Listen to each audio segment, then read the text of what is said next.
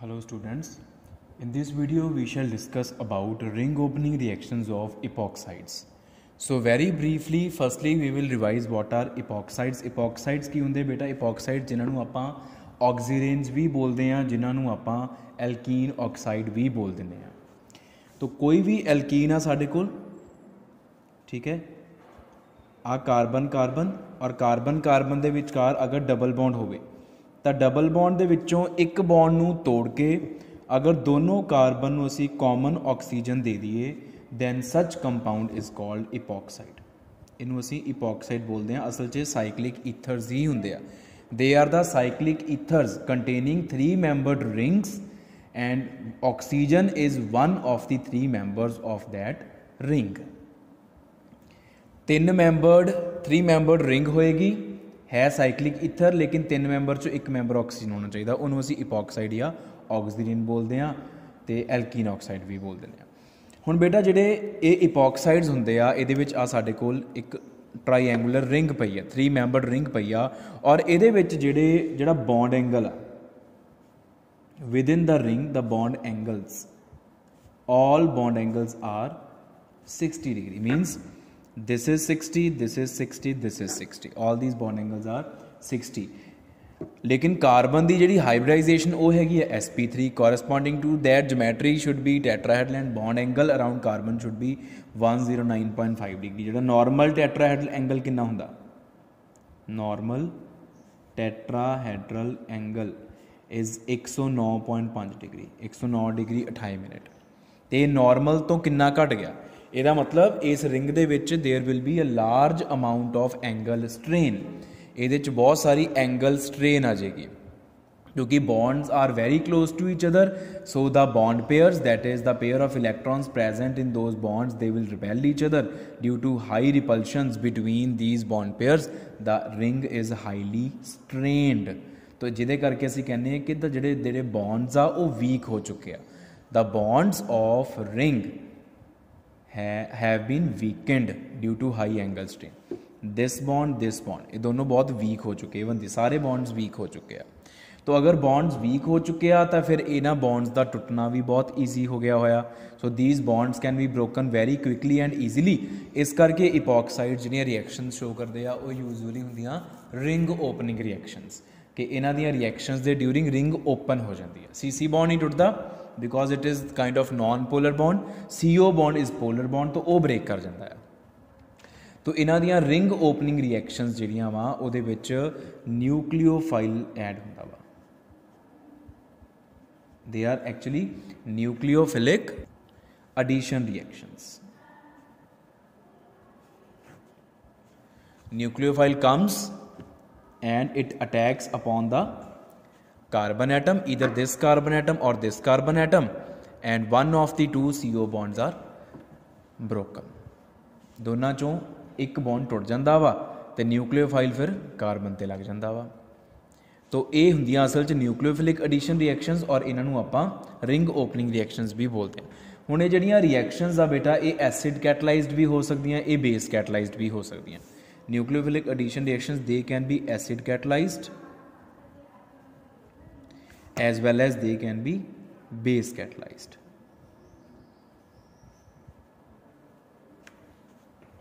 तो acid catalysed मतलब acid as catalyst will be used.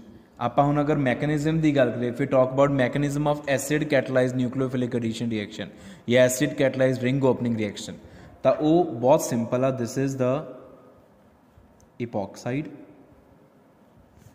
ठीक है जी। एसिड का रोल की है, या रिएक्शन नू फास्ट करना या रिएक्शन नू इनीशिएशन देनी स्टार्ट करना। तो H पॉजिटिव रिएक्शन नू किद्दां स्टार्ट कर रहा, oxygen is having lone pairs means negative charge. So ये लोन पेयर प्रोटोन नू दिता जाऊगा तो साडे कोल प्रोटोनेटेड इपॉक्साइड आ जाएगा। We will be having protonated epoxide.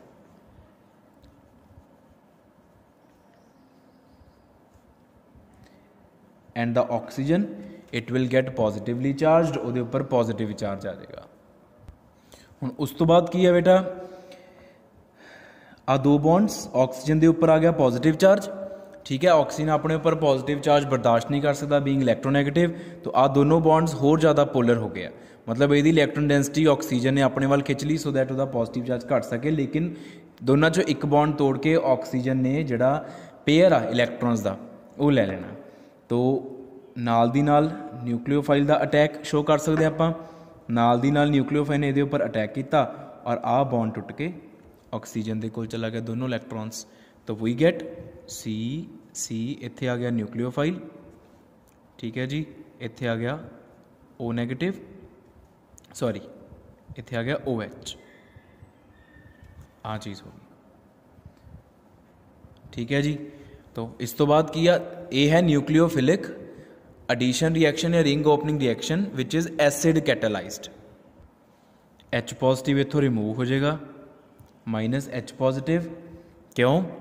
क्योंकि वो एसिड सीगा, उहदा काम सिर्फ रिएक्शन नूं स्टार्ट करना सी।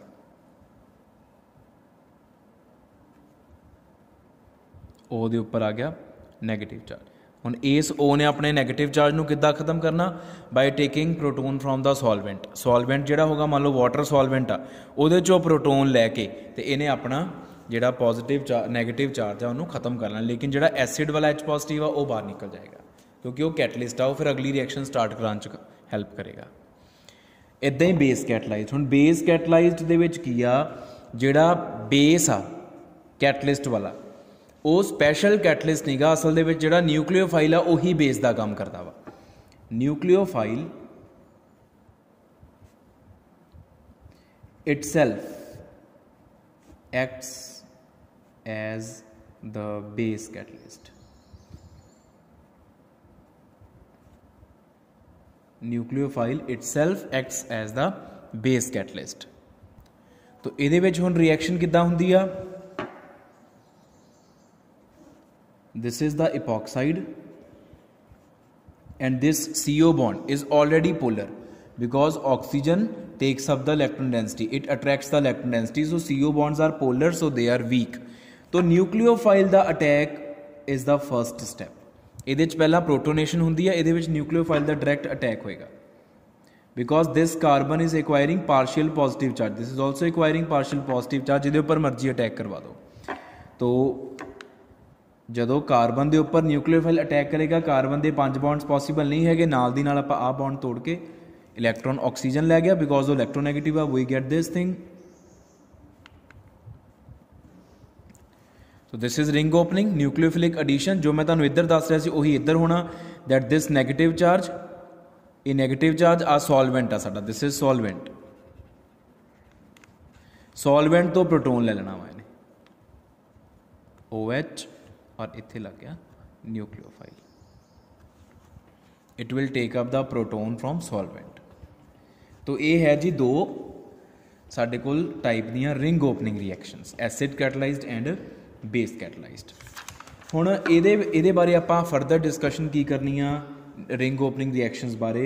दो चीज़ां बेटा आपां पढ़नियां, करैक्टरिस्टिक फीचर्स पढ़ने इहदे आपां।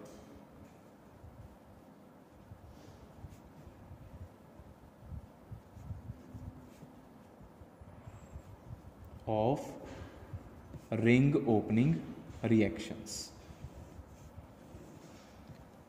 characteristic features of ring opening reactions। ਉਹ ਕੀ ਫੀਚਰਸ ਹੈ ਬੇਟਾ? ਸਭ ਤੋਂ ਪਹਿਲਾਂ ਐਂਟੀ ਐਡੀਸ਼ਨ। ਇਹ ਜਿਹੜੀ ਨਿਊਕਲੀਓਫਿਲਿਕ ਐਡੀਸ਼ਨ ਹੋ ਰਹੀ ਆ ਇਹ ਐਂਟੀ ਐਡੀਸ਼ਨ ਆ। ਐਂਟੀ ਐਡੀਸ਼ਨ ਦਾ ਮਤਲਬ ਕੀ ਆ ਕਿ ਜਿਹੜੇ ਦੋ ਗਰੁੱਪਸ ਦੋ ਕਾਰਬਨਸ ਦੇ ਉੱਪਰ ਲੱਗ ਰਹੇ ਆ, ਇੱਕ ਕਾਰਬਨ ਦੇ ਉੱਪਰ ਤਾਂ ਨਿਊਕਲੀਓਫਾਈਲ ਲੱਗ ਜਾਂਦਾ, ਦੂਜੇ ਦੇ ਉੱਪਰ ਯੂਜੂਅਲੀ OH ਹੋ ਜਾਂਦਾ, ਇਹਨਾਂ ਦੋਨਾਂ ਦੀ ਜਿਹੜੀ ਪੋਜੀਸ਼ਨ ਆ ਇੱਕ ਦੂਸਰੇ ਦੇ ਐਂਟੀ ਹੁੰਦੀ ਆ। ਮਤਲਬ ਹੁਣ ਇਹ ਹਰ ਇੱਕ ਤਰ੍ਹਾਂ ਦੇ ਇਪੋਕਸਾਈਡ ਦੇ ਵਿੱਚ ਨਹੀਂ ਗੱਲ ਹੋਣੀ ਗੀ, ਸਾਈਕਲਿਕ ਇਪੋਕਸਾਈਡ ਦੇ ਵਿੱਚ ਆਪਾਂ ਗੱਲ ਕਰ ਸਕਦੇ ਹਾਂ ਜਿਹਦੇ ਵਿੱਚ ਜਿਹੜਾ ਐਲਕਾਈਲ ਗਰੁੱਪ ਆ ਉਹ ਸਾਈਕਲਿਕ ਆ। ਫੋਰ ਐਗਜ਼ਾਮਪਲ ਵੀ ਹੈਵ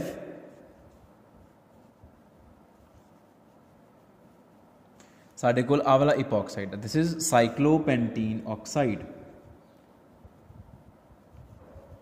ਇਹਦਾ ਨੋਮਨਕਲੇਚਰ ਤੁਹਾਨੂੰ ਕਰਾਇਆ ਹੋਇਆ ਸਾਈਕਲੋਪੈਂਟੀਨ ਆਕਸਾਈਡ। ਇਹਦੇ ਵਿੱਚ ਆਪਾਂ H2O ਐਜ਼ ਨਿਊਕਲੀਓਫਾਈਲ ਐਡ ਕਰ ਰਹੇ ਹਾਂ ਤੇ ਐਸਿਡ ਕੈਟਲਾਈਜ਼ਡ ਰਿੰਗ ਓਪਨਿੰਗ ਆ। ਇਹ ਹੋਣਾ ਕੀ ਆ, ਮੰਨ ਲਓ ਕਿ ਆਹ ਬੌਂਡ ਟੁੱਟ ਗਿਆ, ਅਗਰ ਆਹ ਬੌਂਡ ਟੁੱਟੇਗਾ ਇਹਦਾ ਅਟੈਕ ਇੱਥੇ ਹੋਇਆ, ਇੱਥੇ ਆ ਜੂ OH ਤੇ ਇੱਥੇ ਵੀ ਬਣ ਜੂ OH, ਲੇਕਿਨ ਆਹ ਚੀਜ਼ ਹੋ ਗਈ देखो एक OH इत्थे लग्या, OH नीचे नूं ते इहदा OH उपर नूं होएगा। इस तरीके नाल एडिशन होएगी, नाल हाइड्रोजन लगे हुए। दिस इज़ एंटी एडिशन, इनू असी एंटी एडिशन कहने। दिस इज़, अगर आप इहदा नाम लिखना हो, this is trans 1,2 cyclopentane diol. It is actually 1,2 cyclopentane diol या साइक्लोपेंटेन 1,2 डायोल, इदा भी लिख सकते हो, पर ये मूहरे ट्रांस लिखना आप, क्योंकि जो दो OH ग्रुप आ वो एक दूजे के ट्रांस लगे हुए आ मतलब है एंटी एडिशन का। तो दूसरा जो करैक्टरिस्टिक फीचर पढ़ना आप वो है ये रीजियो सिलेक्टिविटी पढ़नी आप।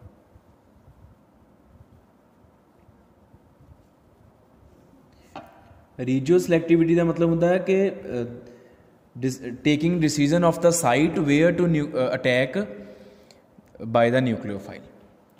जिहड़ा न्यूक्लियोफाइल आ उन्हें अटैक करना आ, वो किहड़ी साइट ते अटैक करे, किहड़ी पोजीशन ते अटैक करे, इस चीज़ की decision making, that is the regio selectivity.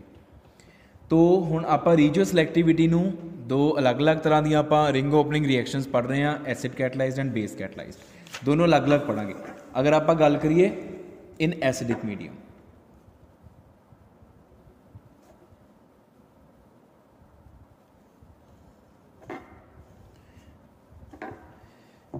Regio selectivity का जिहड़ा टॉपिक आ वो पढ़िया जाता वा अनसिमेट्रिकल इपॉक्साइड्स के लिए।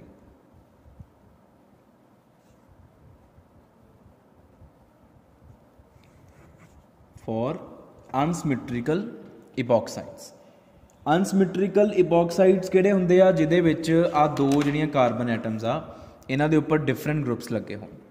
आ दो कार्बन एटम्स दे जिहड़े आ वाले ग्रुप्स आ अगर वो डिफरेंट आ तो यह अनसिमेट्रिकल इपॉक्साइड होएगा। जिहड़े अनसिमेट्रिकल इपॉक्साइड्स हुंदे आ फिर उहदे विच ही सानूं डिसीजन लैना पैंदा कि न्यूक्लियोफाइल इत्ते लगूगा या इत्ते लगूगा। अदरवाइज तो आपां क्या भी दोनों सेम ही है, जिते मर्जी मैकेनिज्म जो लिखा जिते मर्जी अटैक कराता न्यूक्लियोफाइल। लेकिन अगर ये दोनों कार्बन सेम नहीं हैगियां तो फिर सानूं न्यूक्लियोफाइल का अटैक ध्यान नाल करवाना पऊगा, उन्होंने ही रीजियो सिलेक्टिविटी कहने असीं। तो एसिडिक मीडियम दे विच की हुंदा, एसिडिक मीडियम दे विच nucleophile gets attached to more substituted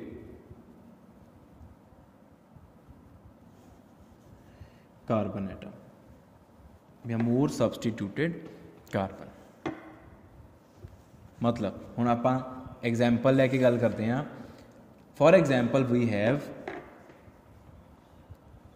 CH3 CH CH2, साडे कोल आ वाला इपॉक्साइड आ, this is propene oxide, this is epoxide, यह है प्रोपीन ऑक्साइड जे आपां इहदा IUPAC नेम लिखना होवे। तो इहदे विच आपां एक न्यूक्लियोफाइल ऐड करवा रहे हैं, मान लो that is water, acid catalysed reaction, ठीक है जी।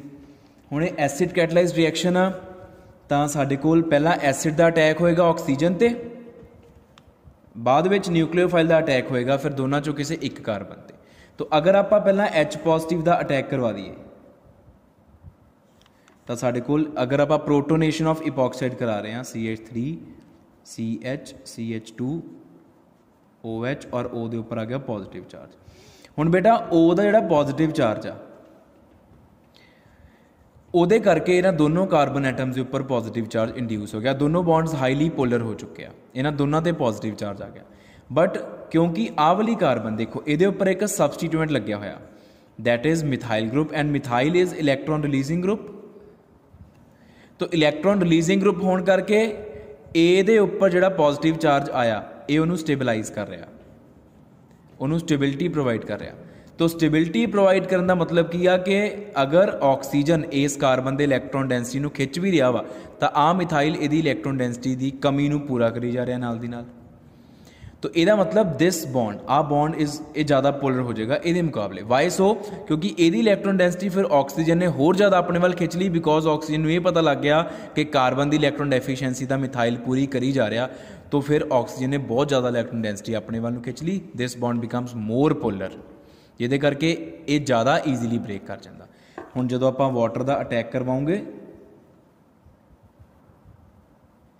it will attack upon this carbon and this bond will get broken. We get CH3 CH, इत्थे साडे कोल की आ गया, आ चीज़ आ गई CH2 OH, और इन द एंड की आ प्रोटोन विल बी रिमूवड, जिहड़ा आपां एसिड कैटलिस्ट पाया सी वो रिमूव कर देना वो इत्थों, क्योंकि ऑक्सीजन अपने ऊपर पॉजिटिव चार्ज नहीं ना बर्दाश्त कर सकता। तो आ बॉन्ड टुट के दोनों इलैक्ट्रॉन ऑक्सीजन लै गया, आ वाला H एज H पॉजिटिव बाहर निकल गया, साडे कोल आ चीज़ बनी CH3 CH CH2 OH OH। तो तुसीं इत्थे देख सकते हो कि जिहड़ा न्यूक्लियोफाइल का अटैक आ वो मोर सबसटीट्यूटेड कार्बन के उपर हो रहा।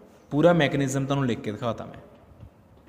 फाइनल प्रोडक्ट तो जजमेंट नहीं लगनी गी, मैकेनिज्म तो जजमेंट लगेगी।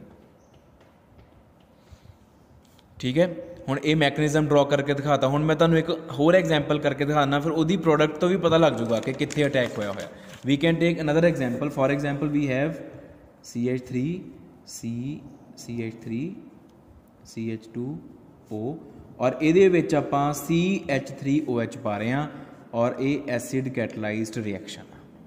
हुण मैं पूरा मैकेनिज्म नहीं लिखूँगा, मैं डायरैक्टली लिखूँगा CH3OH। ये विचों न्यूक्लियोफाइल है CH3O negative, CH3O negative is the nucleophile, और वो अटैक करेगा इस कार्बन पर, because this is more substituted. So साडे कोल प्रोडक्ट की आएगा, आ बॉन्ड टुटूगा, this bond will get broken, CH3C CH3 CH2, इत्थे बन जू OH, और इत्थे लगूगा OCH3।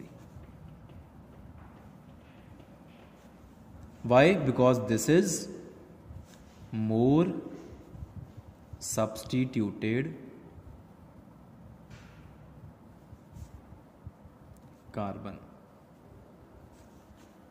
This is more substituted carbon. Reason की आ वो मैं तुहानूं पिछली एग्जाम्पल समझाता होया। कोशिश करो पेपर दे विच आ वाली एग्जाम्पल लिखो, राइट डाउन दिस एग्जाम्पल, क्योंकि इतों तुहानूं इतों प्रोडक्ट नूं देख के पता लग जूगा भी अटैक कित्थे होया होया न्यूक्लियोफाइल का। चाहे मैकेनिज्म इत्ते अप्लाई कर दो, आ सेम मैकेनिज्म, आ वाला मैकेनिज्म सेम टू सेम इस रिएक्शन ते अप्लाई कर दो, बैटर क्लैरिटी होएगी एग्जामिनर नूं चैक करन वाले नूं भी। हुण आपां गल करिए इन basic medium.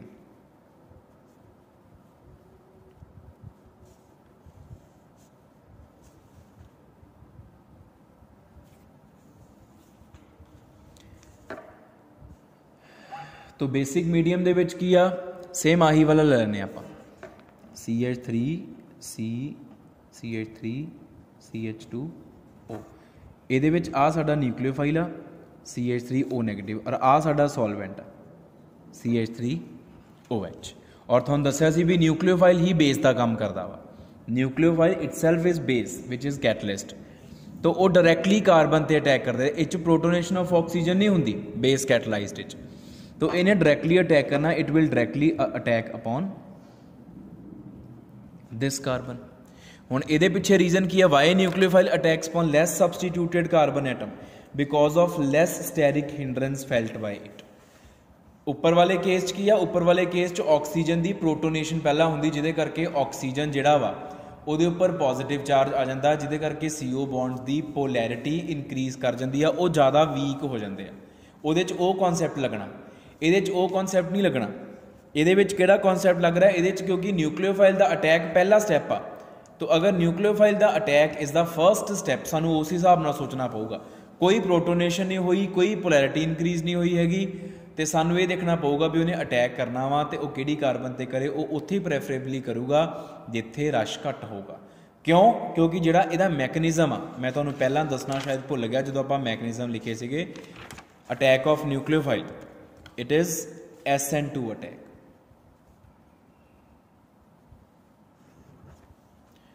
SN2 attack. SN2 attack ਦੇ ਵਿੱਚ ਕੀ ਹੁੰਦਾ, bond formation and bond dissociation, both ਦਾ steps are simultaneous. Transition state ਆਉਂਦੀ ਆ, ਕਾਰਬੋਕਟਾਈਨ ਨਹੀਂ ਬਣਦਾ ਕੋਈ ਵੀ ਵਿੱਚ, ਇੰਟਰਮੀਡੀਏਟ नहीं बनता। तो उधरों नाल दी नाल न्यूक्लियोफाइल ने अटैक करना, नाल दी नाल बॉन्ड ने टुटना वा। तो फिर न्यूक्लियोफाइल तो उत्थे अटैक करूगा जिथे रश घट होगा। SN2 च आपां यही पढ़ते single step they which always कि उत्थे ही न्यूक्लियोफाइल ने अटैक करना हुंदा जिथे उहनूं रश घट मिलूगा, या तो बॉन्ड पहला टुट चुका होवे, फिर आपां होर तरीके नाल सोचते हैं। तो nucleophile will attack upon this carbon because this is less substituted and the attacking nucleophile will feel less steric repulsion। तो नाल दी नाल ही आ बॉन्ड ब्रेक कर गया। साडे कोल की बनया फिर CH3 C CH3 CH2 OCH3 और इत्थे O दे उपर आ गया नैगेटिव चार्ज। जिहड़ा O वाला नैगेटिव चार्ज आ उन्हें इस सॉल्वेंट तो प्रोटोन लैके अपना नैगेटिव चार्ज खत्म कर लिया। ठीक है जी। तो ये है साडे कोल बेसिक मीडियम की रिएक्शन और ये जोड़ा अटैक आ वो लैस सबसटीट्यूटेड ते हो रहा, और एसिडिक मीडियम च मोर सबसटीट्यूटेड ते उहदे विच होर लॉजिक लगदा वा, इहदे च होर लॉजिक लगदा। This is about the ring opening reactions of इपॉक्साइड्स।